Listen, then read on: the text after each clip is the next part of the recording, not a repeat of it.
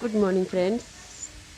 দেখো সকালবেলায় স্নান করে ছাদে চলে এসেছি। আর আজকে সকাল দেখো, পুরো কুয়াশা ভরা সকাল।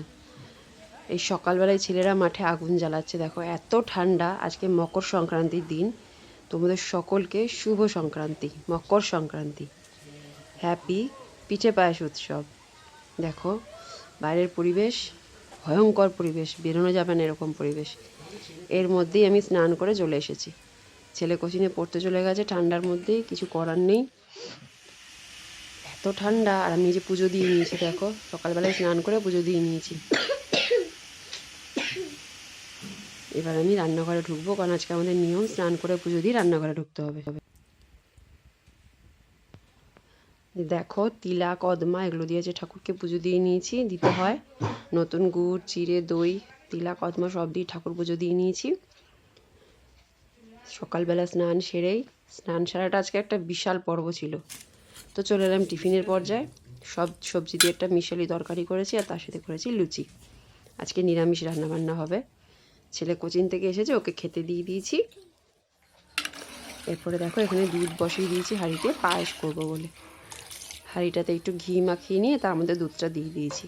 তাহলে কি হয়, পায়েসটা হাঁড়িতে লেগে যায় না, মানে তলায় যে ধরে যাওয়া ব্যাপারটা সেটা থাকে না। দেখো ঘিটা উপরে ভাসছে, আর খেতেও টেস্ট হয়। তো যাই হোক, এখানে পায়েস করবো বলে আমি 1.5 কেজি দুধ বসিয়ে দিয়েছি।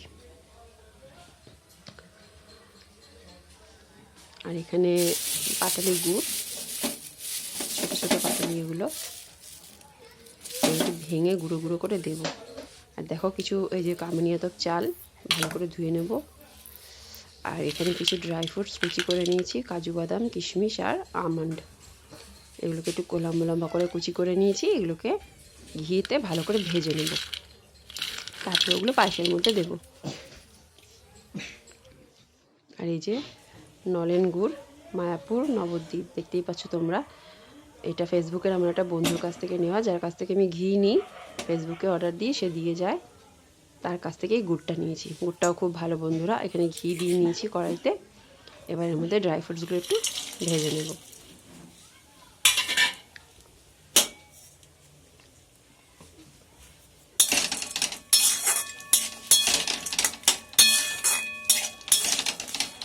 একটু ঘি ভাজা করে দিলে পায়েসে টেস্টটা বেশি হয়, আর কিছুই না। কাঁচা কাঁচা মুখে পড়বে, আর একটু ঘি ভাজা হলে গন্ধটাও ভালো লাগে। কিশমিশগুলো পুরো একদম ফুলে ফুলে গেছে ভাজার জন্যে, আবার পায়েসে দিলে ঠিক হয়ে যাবে। দুধ আমার এখনও ফুটে ওঠেনি। যা ওয়েদার ঠান্ডা, রান্না করার জন্য জল বসালে সেটা গরম হতেই সময় চলে যাচ্ছে, এত ঠান্ডা ওয়েদার। দুধ ফুটছে। দেখো ভাজা ড্রাই ফ্রুটসগুলো দিয়ে দিলাম, চালটা দিয়ে দিয়েছি অনেকটু আগেই, তোমাদের দেখাতে ভুলে গেছি। যাই হোক, এবার ঘিয়ে ভাজা ড্রাই ফ্রুটসগুলো দিয়ে দিলাম। সাথে কড়াইতে যতটুকু ঘি ছিল সেটাও দিয়ে দেবো। দিয়ে ভালো করে নাড়িয়ে চাড়িয়ে মিশিয়ে নিচ্ছি। যে কড়াইতে যা ছিল সবটা দিয়ে দিলাম।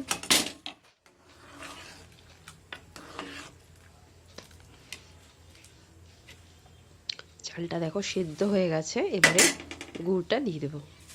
আমরা সবাই জানি চালটা একটু সেদ্ধ হয়ে গেলে তারপরে মিষ্টিটা দিতে হয়, বিশেষ করে গুড়। তো পাটালি গুড়টা ভেঙে গুঁড়ো গুঁড়ো করে নিয়েছি, সেটাই এখানে দিয়ে দিচ্ছি। নতুন গুড় আজকে ঠাকুরকে দিয়ে তারপরে আমাদের জন্য পায়েস বানাচ্ছি সেই নতুন গুড় দিয়ে।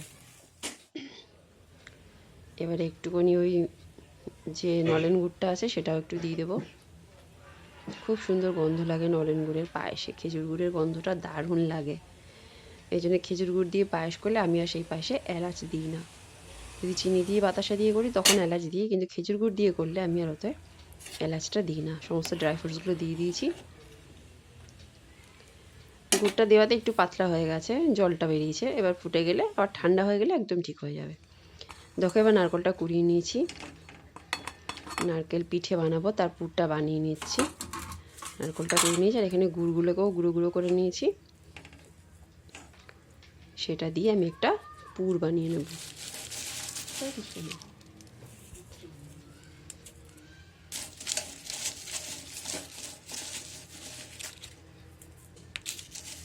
নরম গুড়, একদম পাটালি গুড় নরম হলে সেটা ভালো গুড়। শক্ত ইটের মতন হলে সেটা মোটেই ভালো থাকে না। এটা অবশ্য বড়রা বলে, আমি সেটা শুনেই বললাম নরমই। এটা দিয়ে আমি ভালো করে নাড়াচাড়া করে পিঠে বানাবো, যে তার পুরটা বানিয়ে নেব।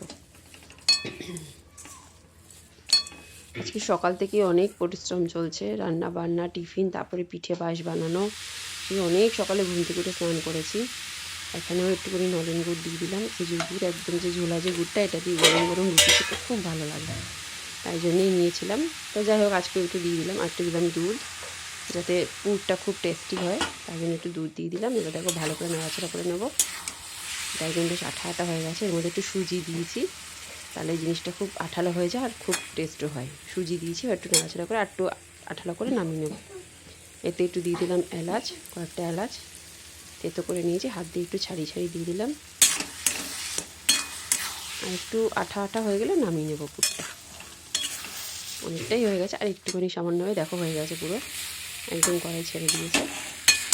এবার আমি নামিয়ে নেব, নামিয়ে একদম পুরো ঠান্ডা করে নেব, কারণ গরম পুর ব্যবহার করা যাবে না। তাই জন্য এটাকে কড়াই থেকে নামিয়ে ঠান্ডা করে নেব।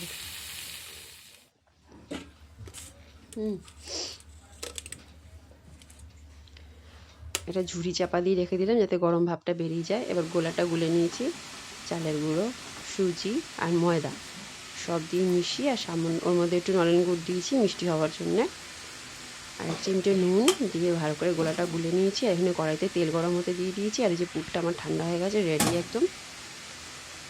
কড়াইটা ভালো করে একদম তেলের মতন করে ভালো করে কড়াইটা তৈরি করে নিচ্ছি।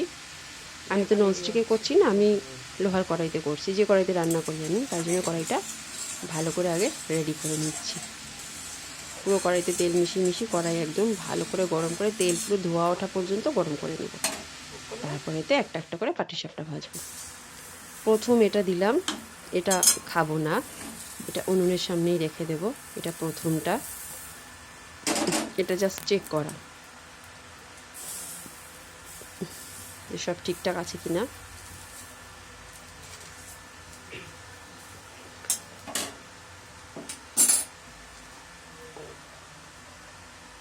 একটু ঘন মনে হলো আমার ব্যাটারটা, তাই সামান্য একটু জল মিশিয়ে নিলাম, মিশিয়ে একটু পাতলা করে নিলাম। প্রথমটা গ্যাসের উদ্দেশ্যে দেবো, ভালো করে নেড়ে চেড়ে পাতলা করে নিলাম। এটা উঠিয়ে নিলাম, দেখো উল্টো দিকটা ভেজে এটা আমি আগুনের সামনে রেখে দেব অগ্নি দেবতার উদ্দেশ্যে। তারপর পিঠে ভাজা শুরু করব। একা হাতে সংসার সামলানো বন্ধুরা, তাই সমস্ত কাজ নিজেকেই করতে হয়। কোনো একটা উৎসব পার্বণ এলেই প্রচুর পরিশ্রম পড়ে যায়, তখন আর শরীরে ইচ্ছা করে না। কিন্তু তবুও যেগুলো নিয়ম, আমি যদি ঘরে না বানাই তাহলে ছেলেমেয়েরা কী করে খাবে বলো? কিনে তো সবসময় খাওয়া যায় না, আর কিনলে বা কত কিনবে। এই যে অগ্নিদেবতার উদ্দেশ্যটা দিয়ে তাকে প্রণাম জানিয়ে আমি শুরু করছি আমার পিঠে। প্রথমেই কড়াইতে অয়েল ব্রাশ করে নিলাম। দেখো আমি একটা ব্রাশ কিনেছিলাম, সেই ব্রাশ দিয়ে অয়েল ব্রাশ করে নিলাম। এবার একটা একটা করে আমি পিঠে ভাজা শুরু করে দিচ্ছি। এবার কড়াইটা সাঁড়াশি দিয়ে কড়াইটা ঘুরিয়ে ঘুরিয়ে ব্যাটারটা পুরো ছড়িয়ে নেব ভালো করে।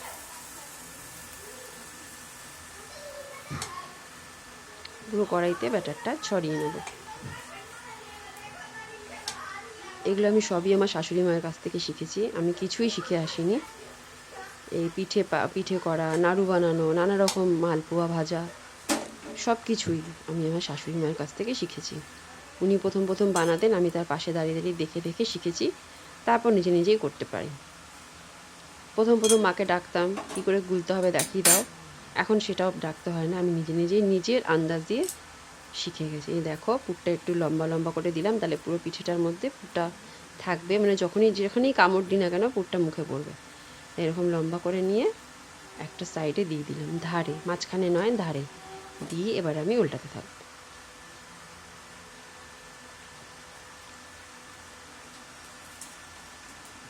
সুন্দর উঠে যাচ্ছে পাটিসাপটা।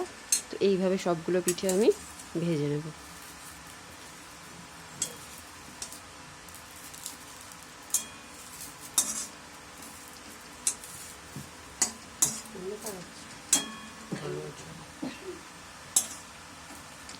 এগুলো মেনলি উদ্দেশ্য বানানো ছেলে মেয়েদের জন্য, বাচ্চারাই এগুলো বেশি খেতে ভালোবাসে, ঘরও খায়, তবে তাদের জন্যই বেশি করে বানানো।